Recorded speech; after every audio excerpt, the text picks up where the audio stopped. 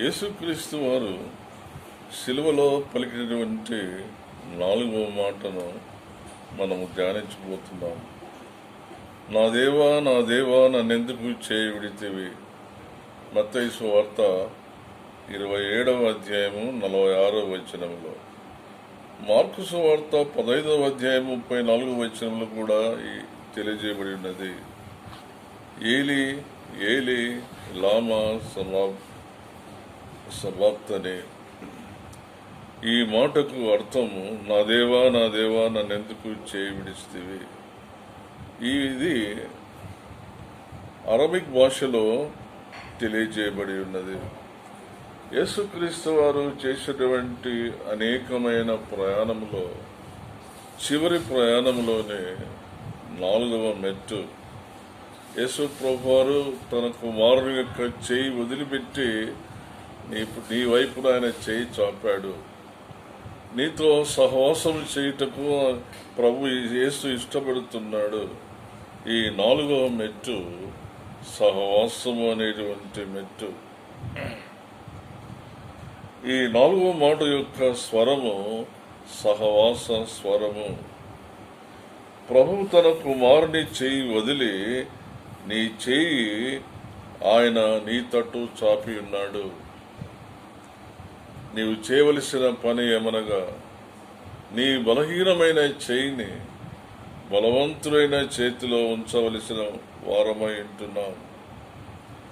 ఆ రీతిగా చేయుటకు ఇక్కడ 4 విషయాలు ఫిలిప్పు రాసిన పత్రికలో రాయబడి ఉంది. విశ్వాస జీవితము, రెండవది ఐక్యతతో కూడినటువంటి జీవితము, మూడవది నిత్యత్వం యొక్క నిశ్చయత కలిగినటువంటి జీవితము, 4వది పరిచర్య చేసేటువంటి జీవితము. ఈ 4వ మాటలో మనం చేయవలసిన పని ఏమనగా, మన బలహీనమైన చేయి బలవంతుడైన చేతిలో ఉంచవలసినటువంటి వారమై ఉంటున్నాం. ఆ రీతిగా చేయుటకు మొట్టమొదటిగా స్టెబిలిటీ ఇన్ ఫెయిత్, విశ్వాసములో స్థిరంగా ఉండవలెను. విశ్వాసమనున్నది అనగా అర్థం వచ్చేదంటే, బైబిల్లో అనేకమైనటువంటి నిర్వచనములు రాయబడినాయి. విశ్వాసమనున్నది నిరీక్షించబడే వాటి యొక్క నిజ స్వరూపమును అదృశ్యమైనవి ఉన్నవన్నట్టుగా రుజువు చేయబడి ఉన్నది. ప్రభు నామానికి స్తోత్రం చెల్లిస్తున్నారు. యేసు మీ విశ్వాస జీవితాన్ని చూస్తాడు. పక్షవాయు గలవాన్ని యేసు దగ్గరికి తీసుకుని వచ్చినప్పుడు యేసు ఆ 4 విశ్వాసమును చూచి, కుమారుడా నీ పాపములు క్షమించబడి ఉన్నని సెలవిచ్చాడు. విశ్వాసము లేకుండా దేవుని సంతోషపరచుట అసాధ్యం.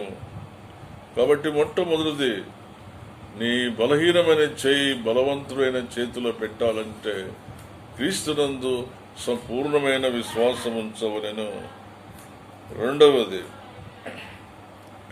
జీవితంలో ప్రాముఖ్యమైంది ఏక మనస్సు, లేక మరి ఒక మాట ఏమంటే ఐక్యత. ఏక మనస్సు గలవారైండుడి. ప్రభునామానికి స్తోత్రం చెల్లిస్తున్నాం. ఐక్యత, సమాధానం మనం కలిగి జీవించవలసిన వారమై ఉంటున్నాం. ఏక మనస్సు, ఏక ప్రేమ, ఏక భావము, ఏక మార్గములో మనం క్రీస్తు చూపించిన మార్గములో నడవలసినటువంటి వారమై ఉంటున్నాం. ఐక్యత మన జీవితంలో ఇది చాలా ప్రాముఖ్యమైందని జ్ఞాపకం చేస్తున్నాడు. కాబట్టి మన బలహీనమైన చేయిని బలవంతులైన చేతిలో పెట్టాలంటే సమాధానము కలిగి జీవించవలసిన వారమై ఉంటున్నాము. మూడవది, ష్యూరిటీ ఇన్ ఎటర్నిటీ, నిత్యత్వము యొక్క నిశ్చయత మనం కలిగి ఉండవలెను. ప్రభునామానికి స్తోత్రం చెల్లిస్తున్నాం. అలాంటి నిశ్చయత మనం కలిగి ఉండాలి. నిత్యత్వములో మన పేరు, నీ పేరు, నా పేరు జీవ గ్రంథములో రాయబడి ఉండవలెను. ప్రభునామానికి స్తోత్రం చెల్లిస్తామండి. యేసుక్రీస్తు వారు ఫిలిప్పీయులు రాసిన పత్రిక 4వ అధ్యాయము 3వ వచనములో రాయబడిన మాటను మనం గమనించినట్లయితే,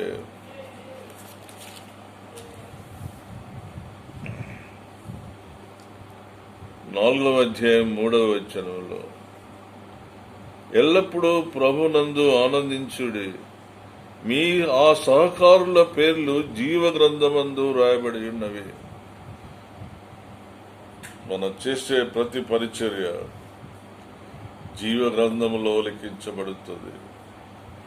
ప్రభు కొరకు నువ్వు చేసే ప్రతి కార్యం, బైబిల్లో రాబడినటువంటి మాట, నా పేరిట గిన్నె నీళ్ళు ఇస్తే నేను మర్చిపోనని సెలవిచ్చాడు. ప్రభునామానికి స్తోత్రం చెల్లిస్తామండి. చివరిగా మనం చేసేటువంటి పరిచర్యలో పరిశుద్ధత కలిగి పరిచర్య చేయవలసిన వారమై ఉంటున్నాం. మన పరిచర్య ఏ రీతిగా ఉండాలంటే పరిశుద్ధముగా ఉండవలెను. ప్రభునామానికి స్తోత్రం చెల్లిస్తున్నాం. ఎప్పుడైతే నీ బలహీనమైన చేయి ప్రభులో ఉంచుతావో ప్రభువే నిన్ను నడిపిస్తాడు, ప్రభువే గమ్యం చేస్తాడు, ప్రభు నామమునకు మహిమ పరచబడుతుంది.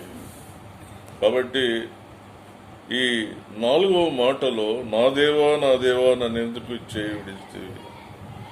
యేసు ప్రభు వారు సిలువలో తన కుమారుని యొక్క చేయి వదిలిపెట్టి నీ వైపునైనా చేయి చాచి ఉన్నాడు. నీ బలహీనమైన చేయి ఆ బలవంతులైన చేతిలో ఉంచాలంటే, ఒకటి విశ్వాస జీవితం కలిగి ఉండవలెను, ఐక్యత కలిగి ఉండవలెను, మూడవది నిత్యత్వం యొక్క నిశ్చయత కలిగి ఉండవలెను, నాలుగవది మన పరిచర్యలో పరిశుద్ధత కలిగి మనం సేవించవలసిన వారమై ఉంటున్నాం. దేవుడు ఈ వాక్య భాగమును దీవించి ఈ 4వ వచనంలో పలికినటువంటి మాటల్లో మన బలహీనమైన చేతులను బలవంతులైన చేతిలో ఉంచినట్లయితే ఆయనే నడిపించును. ప్రభునామానికి స్తోత్రం చెల్లిస్తాం.